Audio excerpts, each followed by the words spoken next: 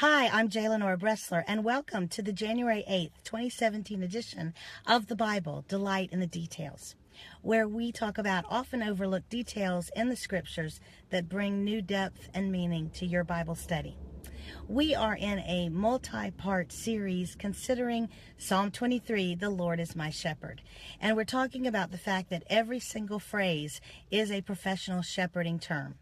Today, we're going to talk about that part of the psalm that says, Thy rod and thy staff, they comfort me.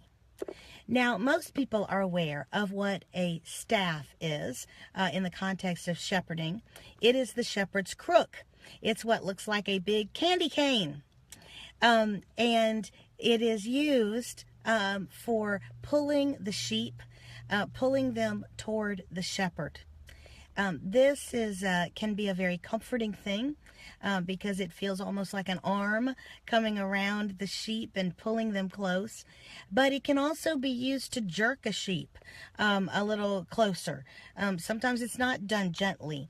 It all depends on the sheep, whether they get a nice, firm, almost hug-like pulling or whether they get something that's a little more aggressive.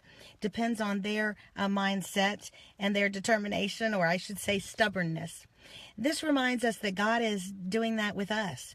When he sees that we're in danger, when we're going off those right paths that we talked about yesterday, when we are in danger, when we're going through the valleys of the shadow of death and we get skittish, sometimes unreasonably panicky, and we start to do stupid things, the shepherd pulls us closer to him.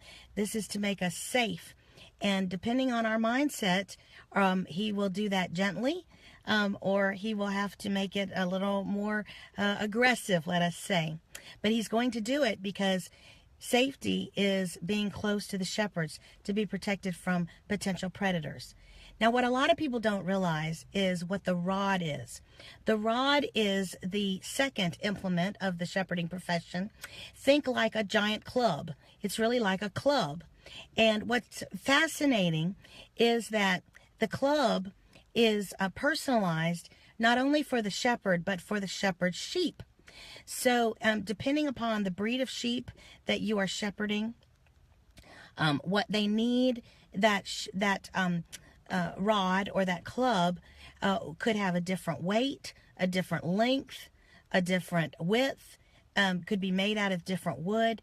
It's very carefully crafted to help the shepherd deal with the particular sheep that he is responsible for. Now, what do you use a club for? Well, or these rods for? Well, many different things. We're going to talk in a future session about how to prepare the land. Sometimes a rod or club is used by the shepherd to prepare the land for the sheep. Again, we'll talk about that later in more depth. But a lot of times, most of the time, it's very defensive. It is used to actually throw the club at a predator, to get a fox or a wolf or a bear away from the sheep. But interestingly, it can also be used to protect a sheep from him or herself. Now, this is going to bother some of you, I forewarn you, but it's not as bad as it sounds. If you have a sheep who is a rebel, who is bound and determined to go his or her own way, and we talked about sheep are notorious followers, so other sheep, I should say, are going to follow their example.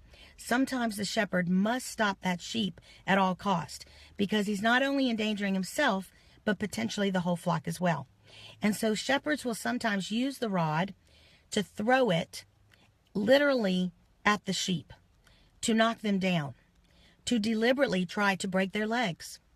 Now, I know that sounds very unkind, but when you realize what is at stake, you understand why such drastic measures are sometimes necessary. Now, the good news is that sheep's bones grow and repair themselves faster than any other animal's bones in the animal kingdom, surprisingly.